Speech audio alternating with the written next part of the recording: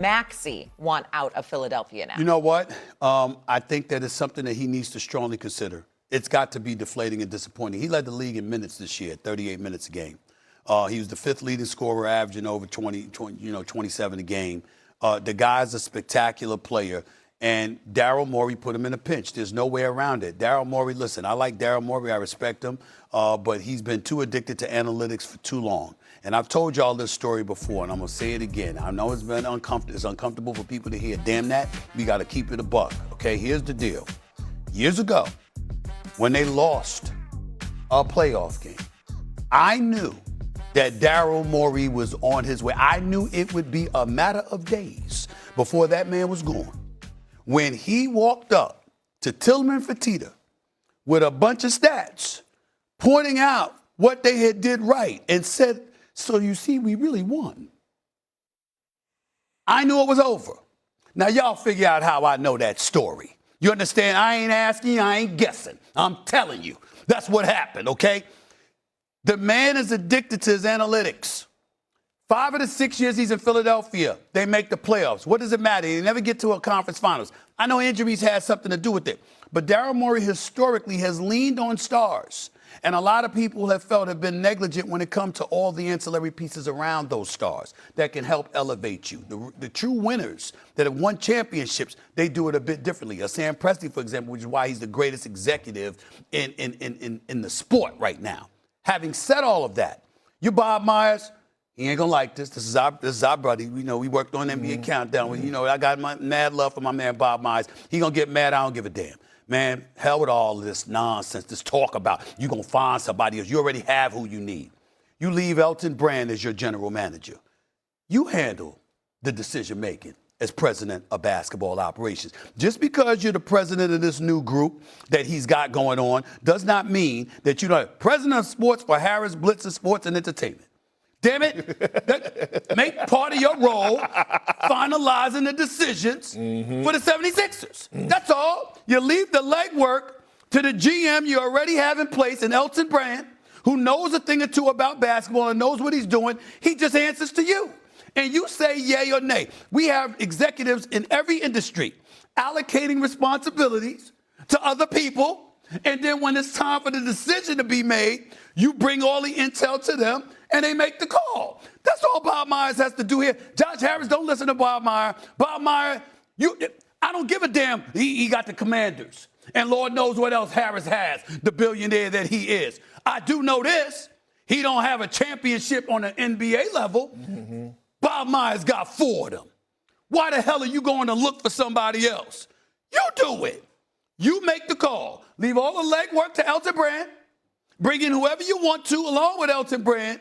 And make sure that the decision comes through you, because that will entice Tyrese Maxey to say, hey, man, this is a good situation here. I'm in a good situation because I got an owner who brought in an executive that knows a thing or two about winning championships. I'm good. But to me, that's what it's going to take, and I don't think that any other kind of decision should be made. The hell with Bob Myers' search. Bob Myers needs to look in the mirror. That's where the search ends. You do it. I ain't telling him to give up the other stuff. Do that too. But there's nobody that needs to be making the decisions about the future of the Philadelphia 76ers over Bob Myers. So right now period. It says Bob Myers, president of sports for Harris Blitzer Sports Entertainment, will lead the search for the new executive and will oversee the franchise's basketball department in the interim. So he is overseeing everything. I'm saying wipe out the interim, Shay. Just stop it. Stop with the interim stuff. Let the city, Philadelphia deserves better. No interim status. You're a 4-time champion. Hell, you mean interim? That means you leave in the second you pick the successor to Daryl Morey. No. You be the successor. You tell the city of Philadelphia, the buck stops with me. That is the message the city of Philadelphia needs to be hearing from Bob Myers. Well, we'll get to the city of Philadelphia in a little bit. That's one of the most overrated sports fan bases in the world. Okay. We'll spend some time on that in a little bit. That is a horrendous, always has been. I'll give you the statistics. That is a lie. I'll give you the statistics. I give you the statistics. So they had 5,000 people at a Game 7 Bucks Sixers in '82 with Julius on the team. and they won 99-98, and they had 35,000 across the street, Cubs-Phillies on Mother's Day. I'll give you the statistics. Okay. Go ask Billy Cunningham. Right. It's a horrendous. I'll also give you statistics. That's terrible. When I was there covering the team for 10 years, right. I worked in the city for 17 years, right. and I'm telling you right now, whether it was the Eagles, whether it was the Sixers, half the house was packed. They didn't have these problems. When I was in the building, they didn't have that problem. Because they were garbage in the city. The city knew it. Because they were garbage in the city. How about 2 years ago?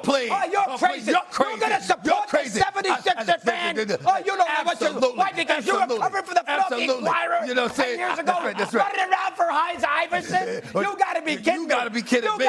Philadelphia is a fantastic sports town. Philadelphia is a fantastic sports town. It's a great football town. You understand? It's a good baseball town. You just finished saying it's a good hockey town. It is an awful, has been forever NBA town. He just said they were a terrible sports town. NBA. And then follows that up and then says football, baseball, and hockey, they're great. NBA. Because the NBA franchise hasn't given anything for them to care about. They've been too focused on analytics. Serving 5,900 game 7 of a second-round series. What's the excuse? But that's 40 years ago. I'm sorry. I don't recall that. It's Julius Erving. Excuse me. It wasn't that way when he went up against Bird and Boston. It wasn't that way then. Celtic fans don't know that. You're nuts. You are freaking nuts. You're crazy. You don't know what you're saying. You are nuts. Get out of here. Number 2, Daryl Morey is the most overrated general manager basketball aficionado in the history of the National Basketball Association. I agree 1,000%. Excuse my French. His ass from his elbow. He gave a fortune to freaking Harden, which is a disaster. He is disastrous. Daryl Morey, give me a freaking break. And everybody knows that Harden forever, he put his money in him. That was ridiculous. And number 3, listen, I love Maxey too. He's a great kid. But in most of the guys who demand trades, they're the Jordan types. They're the Durant types, Kyrie Irving types who've won championships. Is Maxey that good that he's going to walk into the Philadelphia front office? Hey, I'm Tyrese Maxey. Get me out of here. Tyrese. Whatever. Okay. That's a little strong. No, but that's real. Every single thing that you said. Tyrese Maxey got to prove himself. He can't walk in. We can't be asking the question of shit he want out of Philly. That resume ain't long enough. It ain't long enough. 2-time All-Star, NBA Most Improved. I don't see no all-NBA selections on there. What did you give him to work with? No. He needs to prove that he's actually a franchise guy, because as much as we could criticize Joel Embiid for what he looked like against the New York Knicks and his health, and we could criticize Paul George for not showing up, Jalen Brunson was busting Tyrese Maxey ass, and he's been doing that for the past 2 seasons. He's been owning the Philadelphia 76ers. Let's keep it a buck. When you talk about point guard versus point guard, Jalen Brunson is real comfortable in there, rubbing his feet together, wiggling his toes when he played the Philadelphia 76ers. Tyrese Maxey ain't took that personal. He don't have enough to go to the front office and say he won't out. You still proving to show that you're actually a damn franchise player that could carry the squad. I think from the macro perspective, it feels like Tyrese Maxey is the only tradable asset you have at this point that represents your franchise. That's how it feels like. You got VJ Edgecombe, but he's so young. Yeah, but people want him. And Kelly Oubre value is high too as well. But what I'm saying, he got to prove himself to be a franchise guy. He hasn't done enough. Okay, I'm sure we'll continue.